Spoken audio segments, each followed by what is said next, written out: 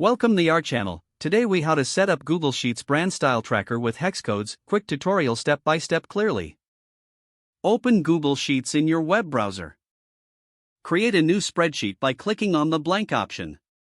In the first row, label the columns as follows: brand, color name, and hex code. Enter the brand names you want to track in the first column, starting from row 2. Next, in the second column, list the corresponding color names for each brand. Now, for the hex code column, you will need to enter the 6-digit color codes. If you don't have the hex codes yet, you can use a color picker tool to find them. Once you have the hex codes, enter them in the third column beside the appropriate brand and color name. Highlight the cells that contain the hex codes. Go to the menu, click on Format, then choose Conditional Formatting. In the Format rules, select Custom Formula is. Enter the formula to match the hex code, starting with an equal sign. Set the background color to the corresponding hex code. Click Done to apply the formatting.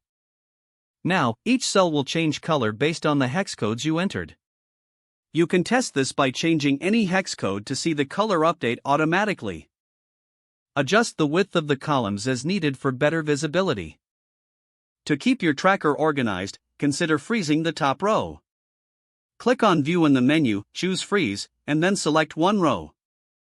Your Google Sheets brand style tracker is now set up and ready for use. If the page does not load, refresh the browser or try again in a private or incognito window. Make sure you are using the correct email address, then retype it carefully to avoid small typos. If your password is not accepted, use the reset option and create a new strong password you can remember. Check your spam folder for verification or security emails, then complete any requested confirmation steps.